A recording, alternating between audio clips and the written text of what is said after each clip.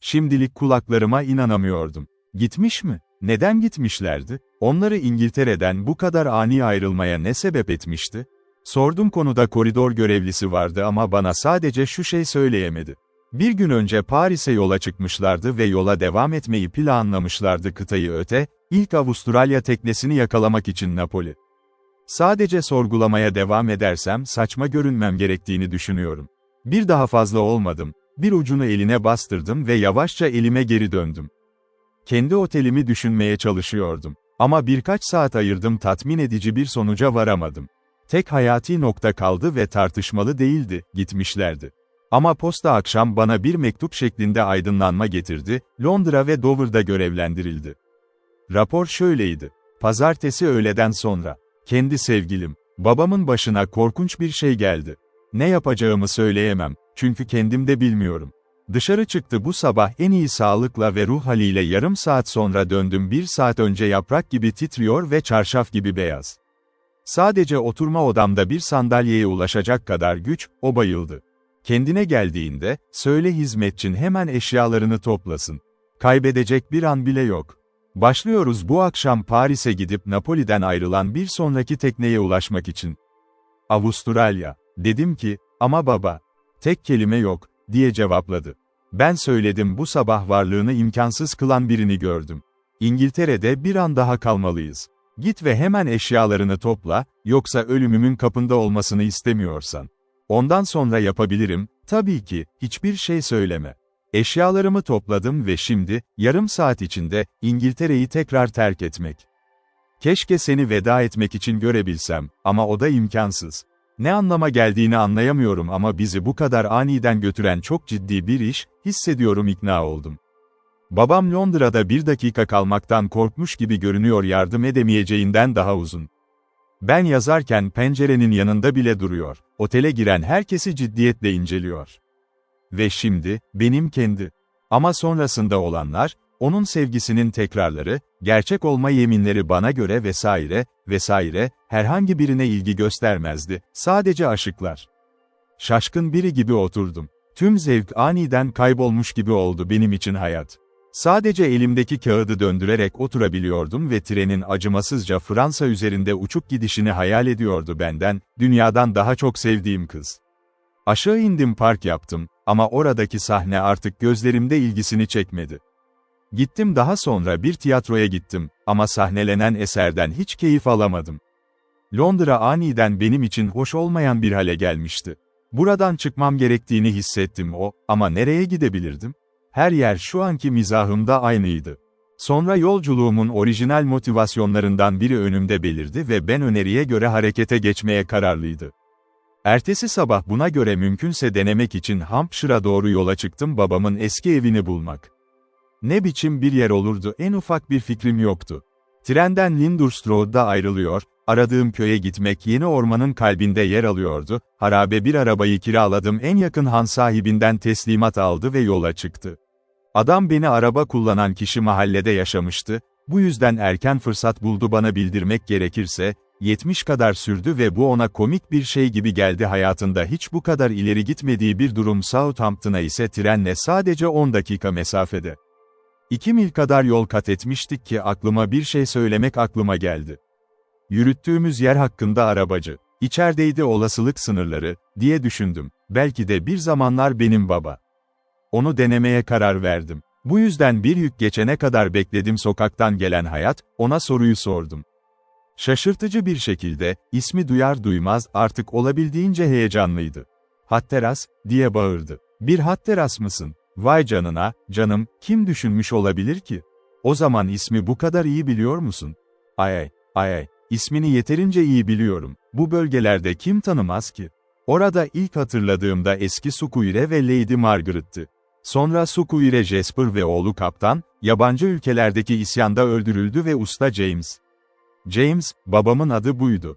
James Daimok Hatteras. "Sen efendi James'in oğlusun, ne demek?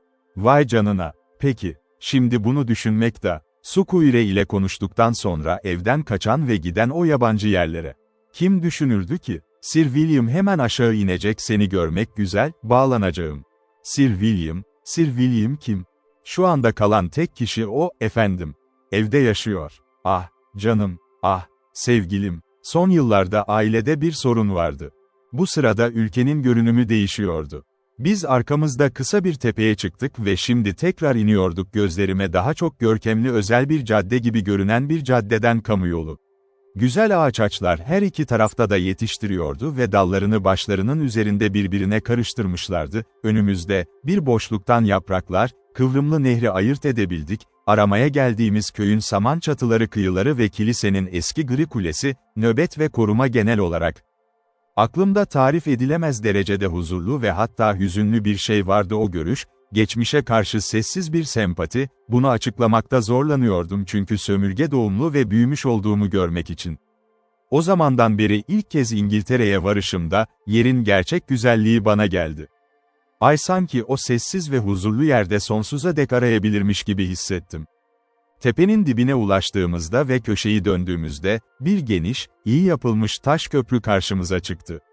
Bunun diğer tarafında eski tarz bir kırsal handı, tabelası sarkıyordu evin cephesi, karşısında ise yanında sallanan harabe bir kulübe, iki demir kapı.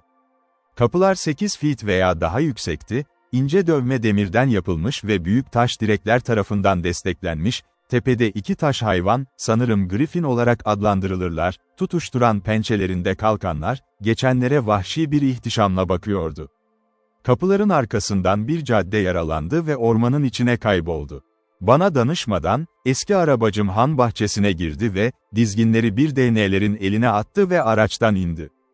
Ayon'un örneğini takip etti ve sonra içindeki yerin adını sordu kapılar. Rehberim, filozofum ve arkadaşım bana oldukça tuhaf bir şekilde baktı, 1-2 saniye ve sonra yabancı olduğumu hatırlamak yer, dedi. Sana bahsettiğim salon bu. İşte orada Sir William yaşar. O zaman babam orada mı doğdu? Başını salladı ve bunu yaparken boğaz ağacının durduğunu fark ettim, atı koşumdan çıkarma çalışması ve bana oldukça bir bakış açısı, şaşırmış bir moda gibi. Öyle olduğu için, dedim, tuzaktan sopamı alıp ve yürümeye hazırlanıyor, biraz araştıracağım. Sen getir kendini orada bir demire bırak ve ben seni almayana kadar kıpırdama yine. Daha fazla konuşmadan kendi kendine haneye girdi ve ben yolu geçtim kapılara doğru. Kilitliydi ama küçük giriş yıkılmış, kulübe açıktı ve oradan geçerek yola çıktım sürüş. Mükemmel bir öğleden sonraydı, güneş ışığı içeri sürünerek girdi, tepemdeki yapraklı örtü ve yolumda dans ediyordu.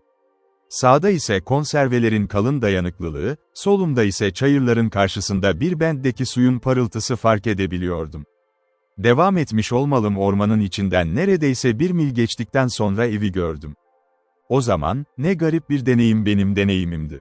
Ağaçların sığınağından ayrılarak, en güzel bir parka açıldım, insanın zihni hayal edebiliyordu. Bir geyik sürüsü sessizce otluyordu önümde, bir ormancı meşe gölgesinde akşam yemeğini yiyordu. Ama ben geyik ya da ormancıya değil, eve baktım, dalgalı çimenlerin üzerinden bana baktı. O bir soyluydu, gri taştan yapılmış, neredeyse kare şeklinde, birçok meraklı bina.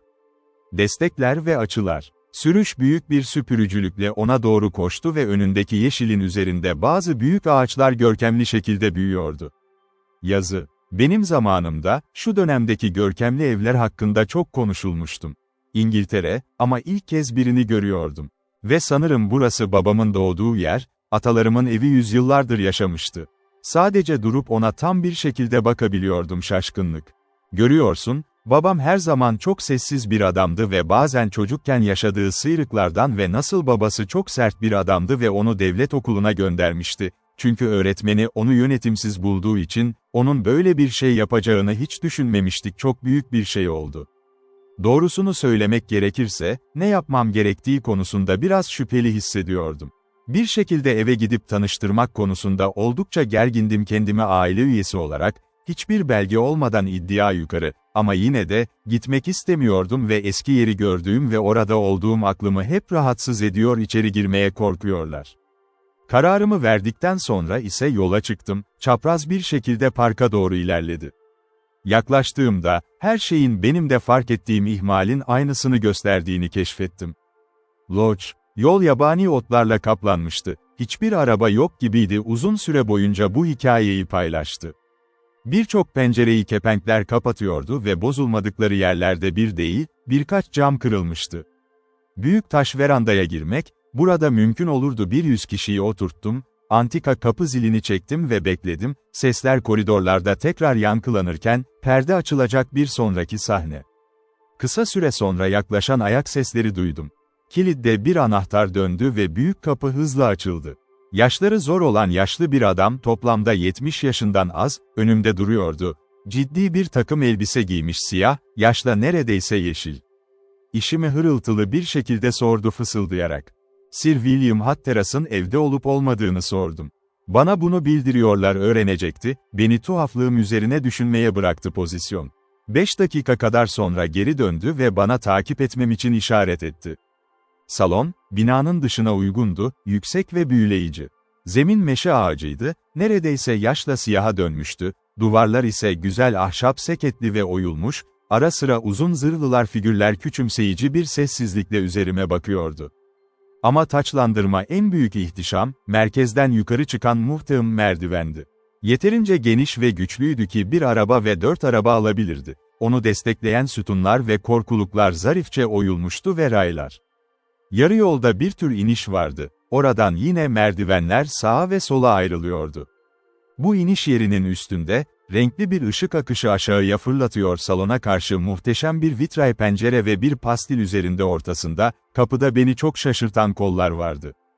Kimsenin sahip olmak istemeyeceği daha asil bir salon, ama üzerinde düşünülen bir salon, her yerde fark ettiğim aynı yoksulluk ve ihmal havası. Tarafından bu şeyleri gördüğüm zaman, rehberim bir kapıya ulaşmıştı. Daha uzak uçta. Beni içeri çağırdı, ben de içeri girdim, uzun boylu, yaşlı bir adam buldum, ciddi bir duruş beni bekliyordu. O da, hizmetçisi gibi, tamamen siyah giyinmişti, istisna beyaz bir kravatta, figürüne yarı din adamı görünümü kazandırıyordu. Onun yüzü uzun ve biraz sıkışmıştı, çenesi ve üst dudağı tıraşlıydı ve kar beyazı, kısa kesilmiş bıyıkları iki düz çizgi halinde uzanıyordu çenesinden delici, şahin benzeri gözleriyle bir seviyeye kadar. Yapacaktı, muhtemelen 75 yaşındaydı, ama taşıyordu, iyi oldu. Alçak, monoton bir sesle bana hoş geldiniz dedi ve bir işaret yaptı sandalye, kendisi ayakta kaldı. Hizmetkarım bana adının Hatteras olduğunu söyledi, diye başladı. Öyle, diye yanıtladım. Babam James Daimok Hatteras'tı. Bana neredeyse 1 dakika boyunca çok sert bir şekilde baktı, 1 saniye bile değil, en ufak bir şaşkınlık işaretini ele veriyordu. Sonra ellerini koydu birlikte, parmak ucu, sonradan öğrendiğim gibi onun olduğunu öğrendim, başarısız olurken değişmez alışkanlığı olan Snow ciddi bir şekilde söyledi. James benim küçük kardeşimdi. Kendini ciddi şekilde kötü davrandı, İngiltere'ye gönderildi ve yurt dışına gönderildi. Kısa bir israfçılık kariyerinden sonra Avustralya'da gösteriş, bir daha duymadık. Sen onun olsan oğlum, ama tabii ki yapamazsın. Benim yok yargılama yöntemleri. Sana söz veriyorum, diye yanıtladım, konuşmasından biraz rahatsız olmuş halde içinde ima var. Ama daha fazla kanıt istiyorsan, elimde bir Latince kitap, benim portmanteağımda, sinek yaprağında babamın adı yazılmış ve kendi yazısıyla bir yazıt, bunun onu bana. Bir Catullus mu? Aynen öyle, bir Catullus. O zaman en kısa sürede geri vermeni zorlayacağım kolaylık.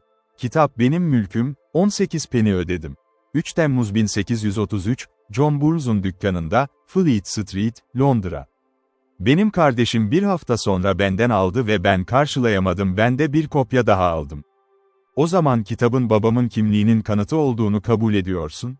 Hiçbir şeyi itiraf etmiyorum. Benden ne istiyorsun? Buraya ne için geldin? Kendin görmelisin ki, kendime yardım edemeyecek kadar fakirim, seninle birlikte, bir zamanlar sahip olduğum kamu ilgisini çoktan kaybettik, ele geçirilmiş.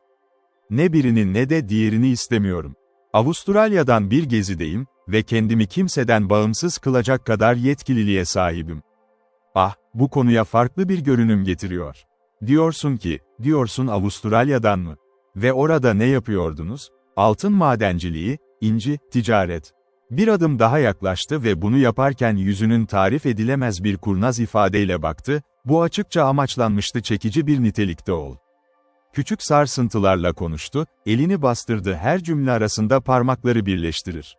Altın madenciliği, ah, ve inci, vay canına, ve şanslıydın girişimlerinizde, çok. Cevap verdim, bu sırada hareket tarzımı belirlemiştim. 10.000 sterlinlik çekim onursuzlaştırılmaz. 10.000 pound, 10.000 pound, aman tanrım, aman tanrım.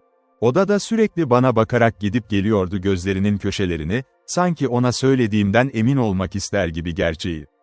Gel, gel amca, dedim, onu kendine getirmeye karar vererek zaman kaybı olmadan. Bu pek samimi bir karşılama değil. Vay canına, çok fazla şey beklememelisin, oğlum. Kendin gör bulunduğum pozisyon. Eski yer kapalı, harap olacak. Yoksulluk yüzüme bakıyor, herkes tarafından kandırıldım.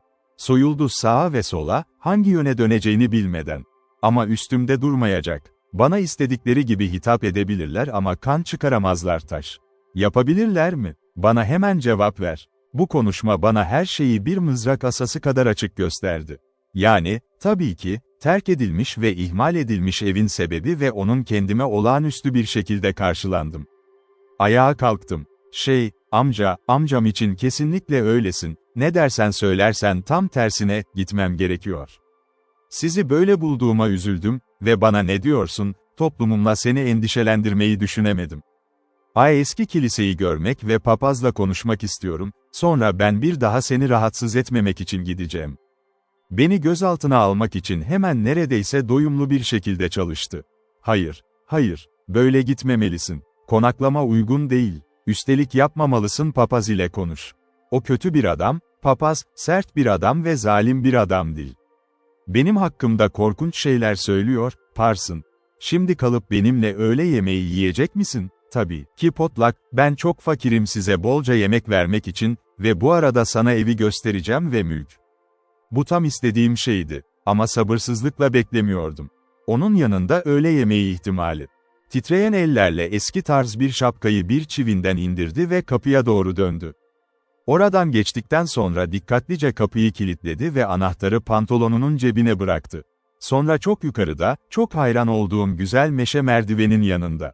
Eve giriyordu. İlk çıkarmaya ulaştığımızda, ki bu asil boyuttaydı ve duvarlarında neredeyse 100 aile portresi varmış olmalı, yılların tozuyla kaplanmış bir kapıya yaklaştı ve kapıyı hızla açtı. Zayıf ışık kapalı kepenklerden içeri süzüldü ve bir neredeyse boş oda. Ortada antikadan yapılmış büyük, örtülü bir yatak vardı tasarım. Duvarlar ahşap döşenmişti ve devasa baca parçası armatik desenlerle oyulmuştur. Buranın hangi oda olabileceğini sordum. Burası tüm ailemizin doğduğu yer, diye yanıtladı. Burası senin yerindi, babam ilk gün ışığını gördü. Yeni bir ilgiyle baktım. Buna inanmak zor görünüyordu, kendi babamın doğum yeriydi, çok iyi hatırladığım adam, çok farklı bir yer ve hayatta. Yoldaşım bu bakışı fark etti, yüzüme karşı bir şey söylemek zorunda hissettim ve sanırım bir şey söylemek zorunda hissettim. James, dedi üzgünce, her zaman neşeli, gezgin bir çocuktun. İyi hatırlıyor. Elini gözlerinin üzerinden geçirdi. Bir şeyi silmek için gözyaşıyorum, diye düşündüm ama sonraki konuşması böyle bir düşünceden vazgeçti.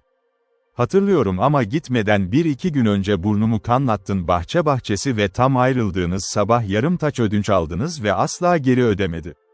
Aniden bir şey elimi cebime sokmaya itti. Çıkardım yarım kron ve tek kelime etmeden ona uzattı. Aldı, baktı, özlemle cebine koydu, tekrar çıkardı, düşündü ve sonra isteksizce bana geri verdi.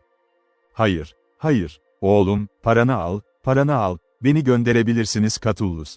Sonra kendi kendine, kendi dilini konuştuğunun farkında olmayarak düşünceleri yüksek sesle, iyi bir baskıydı ve hiç şüphem yok ki her gün 5 şilin gibi görünüyor. Bir odadan diğerine geçtik, sonra bir diğerine. Hepsi aynı şekilde, toz içinde ve terk edilmiş. Ve tüm bunlarla birlikte, ne asil bir yerdi, herhangi bir adamın kendine ait olarak gurur duyabileceği bir yerdi. Ve her şeyin yüzünden mahvolacağını düşünmek sahibinin cimri doğası. Gezelençlerimiz sırasında keşfettim, sadece 2 hizmetçisi vardı. Beni kendi evine kabul eden yaşlı adam varlığını ve karısını, o tuhaf ifadede dediği gibi, yemek pişiren ve onun için yaptı. Sonradan öğrendim ki, ikisine de ödeme yapmamıştı, birkaç yıl önce maaşlarını aldılar ve sadece onunla birlikte kaldıkları için başka bir yerde sığınak aramayacak kadar fakir ve gururluydu. Evi inceledikten sonra yan kapıdan ayrıldık ve bir evin karşısına geçtik. Avludan ahırlara. Orada, belki de ıssızlık daha da fazlaydı, evde olduğundan daha belirgin. Ana binanın üstündeki kuledeki büyük saat uzun zamandır unutulmuş, bir günde inşaat 10 çeyrek kala ve şimdi bir örümcek ağını elinden ele geçiriyordu. Ayaklarımızın dibinde, taşlar, otlar bol bir şekilde büyüyordu, kalın yosunlar kapılar neredeyse menteşelerinden çıkmıştı ve fareler içeri sürünerek içeri giriyordu yaklaştığımızda boş gevşek kutular. O kadar büyüktü ki 30 at rahatça bir konaklama bulabilirdi ve benim kadar toplayabiliyordu, araç sayısının yarısı kadar vardı her iki yanında duran araba evleri. Yoğun sessizlik sadece yukarıdaki dev ağaç ağaçların kalelerinin gürültüsüyle kırılmış, farelerin cıvıltısı ve amcamın düşük homurdanması her şeyin üzerine sürünen harabeye işaret etti. Denetimimiz bitmeden öğle yemeği vaktiydi ve geri döndük, eve gidiyordu. Yemek benim hazırladığım aynı odada servis edildi, akrabamın tanıdığı 1 saat önce. Keşfettim ki, 2 az koyun pirzola ve biraz ev yapımı ekmek ve peynir, sade ve yeterince önemli bir şey vardı ama beklenilecek türden değildi böyle bir evin sahibinden. İçecek için su önüne konurdu, bizi de kabul ettim. Ama ev sahibimin onun olup olmadığını düşündüğünü görebiliyordum, cömertliğini 1-2 puan daha da genişletmeli. Hemen ayağa kalktı ve mırıldanarak özür dileyerek odadan ayrılıp geri döndü. 5 dakika sonra dikkatlice elinde küçük bir şişe taşıyordu. Bu, uzun bir düşünce ve iç çekişle açtı. Kapı klert olduğunu gösterdi ve benim için bir bardak doldurdu. Çünkü çok fazla şeye hazırlıklı değildim, cömertlik, bunun arkasında bir şey olmalı diye düşündüm ama bunda değildim, yanılmış. Yeğen, dedi bir süre sonra, 10.000 pound muydun? Servetin olarak mı bahsediliyor? Başımı salladım. Bana sinsi bir şekilde baktı ve zaman kazanmak için boğazını temizledi. Yansıma. Sonra bardağımı boşalttığımı görünce tekrar doldurdu, bir kez daha nadir, gizli bir iç çekiş ve sandalyesine yaslandı. Ve dünyada tamamen yalnız olduğunu söylemeni anlıyorum, oğlum. Kesinlikle. Bu sabah seninle tanışana kadar bir bekar çocuğum olduğunu bilmiyordum dünyadaki akraba olarak. Başka bağlantılarım var mı? Bir ruh yok, sadece Gwendoline. Gwendoline. Ve Gwendoline kim olabilir? Kızım, kuzenin. Tek çocuğum. Onu görmek ister misin? Bir kızınız olduğunu hiç bilmiyordum. Tabii ki onu görmek isterim. Masadan ayrıldı ve zili çaldı. Yaşlı hizmetçi cevap verdi, çağrı. Karına Bayan Gwendoline'i bize getirmesini söyle. Bayan Gwendoline burada mı, efendim? Kesinlikle yalan mı demek istiyorsunuz, efendim? Aptal, aptal, aptal, diye haykırdı yaşlı adam coşkulu bir şekilde. Öfke, sanki bir fırtına gibi aniden patlıyor gibiydi. Adalar, onu getir yoksa seni öldürürüm. Daha fazla itiraz etmeden yaşlı adam odadan çıktı ve ben de talep ettim bir açıklama. İyi hizmetkarsınız ama küstah bir yaramazsınız, efendim, dedi. Tabii ki siz kızımı, güzel kızım Gwendoline'i görmeli. Korkuyor sanırım, onu korkutacaksın. Ha, ha, utangaç, güzel olanımı korkut. Ha, ha, bu yaşlı adamın kurumuş neşesi kadar şeytani bir şey hayal etmek zor olurdu. Kahkahasının bile olması gerekiyormuş gibi görünüyordu, dudaklarından geçmeden boğazında çatladı. Ne olurdu ki kızım böyle bir evde, böyle arkadaşlarla mı yaşıyor? Ben merak ettim, koridorda ayak sesleri duydum, sonra yaşlı bir kadın içeri girdi ve saygıyla reverans yaptı. Ev sahibim ayağa kalktı ve şömine, ellerini arkada tutarak durduğu yerde, aynı şekilde yüzünde şeytani bir gülümseme vardı. Peki, kızım nerede? Efendim, gerçekten mi ciddi? Tabii ki ciddiyim. Nerede? Yaşlı kadın kapıya gidip içinden birini seslendirdi. Hol, gel bakalım, canım, sorun yok. Gel bakalım, bu biraz canım. Ama kız içeri girmeye hiç işaret etmedi ve sonunda yaşlı kadın girmek zorunda kaldı, dışarı çıkıp onu içine çek. Ve sonra, ama nasıl yazacağımı pek bilmiyorum.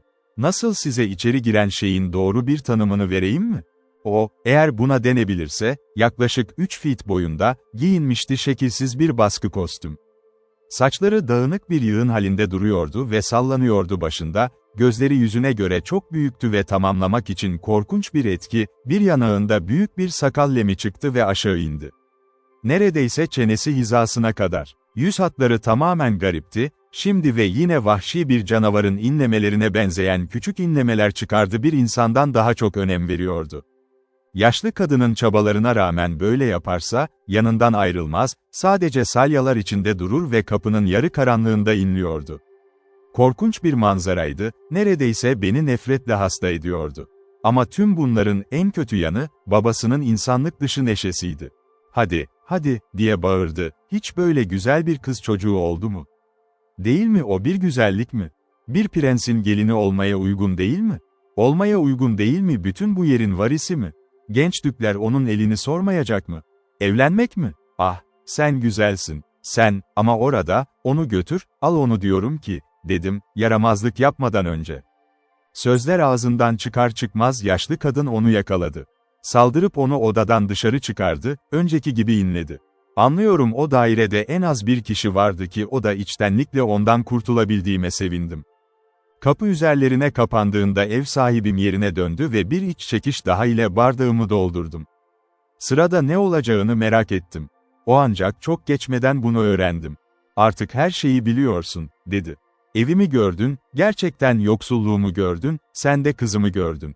Ne düşünüyorsun hepsi? Ne düşüneceğimi bilmiyorum. O zaman sana söyleyeyim. O çocuk doktor istiyor, o çocuk istiyor doğru katılım. Burada ikisini de bulamıyor. Ona yardım edecek kadar fakirim her şekilde. Kendi anlattıklarınla zenginsin. Bugün seni götürdüm, ailemin kucağına girdi. Seni şüphesiz tanıdı. İddialar. Bana yardım eder misin? Bana 1000 pound verir misin o çocuğu hayata yerleştirmeye mi?" Bu miktarla olabilir yönetildi. Ne yapacağım? Tam bir hayranlıkla ağladım, onun küstahlığına şaşkın halde. "Onun kendisinden uzak durması için 1000 pound koyacak mısın? Mezar. Bir kuruş bile yok." Bağırdım ve dahası, "Sen mutsuz, cimri yaşlı zavallı, sana biraz aklımı vereceğim." Ve bunun üzerine yaptım. Sanırım yaşlı adamın böyle bir konuşması oldu, hayatında hiç unutmamıştı ve bir sürede unutamayacağı bir şey çabuk ol. Sürekli otururdu, öfkeyle bembeyaz halde, gözleri parlıyordu ve parmakları güçsüz öfkeyle titriyordu. Bitirdiğimde beni dışarı gönderdi evinden. Sözüne güvendim, şapkamı tuttum ve karşıya yürüdüm. Koridor, ön kapıdan ve açık havaya çıkıyordu. Ama atalarımın evinden veda atışı yapmadan ayrılmamalıydım. Ön kapıyı kapatırken bir pencerenin açıldığını duydum ve açıldı, etrafına bakınca, yaşlı adam bana yumruğunu sallıyordu. "Evimden git, parkımdan git," diye tiz bir falsetto ile bağırdı, "yoksa ben polisin seni durdurmasını çağır." "Bah, hırsızlık yapmaya geldin. Sen benim yeğenim yok, seni reddediyorum. Sen sıradan bir dolandırıcısın, bir sahtekar. Git." Sözüne inandım ve gittim. Parktan ayrılırken düz yürüdüm, papaz evine geçtim ve din adamını görebilir miyim diye sordum. Ona hikayemi anlattım ve başka şeylerin yanı sıra bir şey yapılabilir mi diye sordum, çocuk için, kuzenim için. Sadece başını salladı. "Umutsuz, Bay Hatteras," dedi din adamı. "Eski centilmen berbat bir karakterdir ve köyün yarısına sahip olduğu için buradaki her dönümlük toprak, hepimiz korku ve titreme içinde yaşıyoruz onu. Çocuk üzerinde hiçbir iddia hakkımız yok. Ve eğer başaramıyorsak gerçekten kötü davrandığını kanıtlamak istiyorum. Üzgünüm ki var diye düşünüyorum, yapılacak bir şey yok." Böylece babamın ailesiyle ilk buluşmam sona erdi. Rahiplik eden hanıma döndüm. Şimdi ne yapmalıyım? Londra sevgilim oradan gittiği için benim için çölden daha kötü ve diğer her yer aynı derecede kötü görünüyordu. Sonra duvarda bir reklam bar salonu dikkatimi çekti. Satılık veya kiralanacak. Uygula, vida ve meçem. Bournemouth. Tam da olaydı. Yine bir nefes almak için özlem duyuyordum. Bir gemi turu için mükemmel bir havaydı. Bournemouth'a giderdim, kontrol ederdim, yatı hemen götürdüm ve bana uygunsa bir ay kadar götürürüm.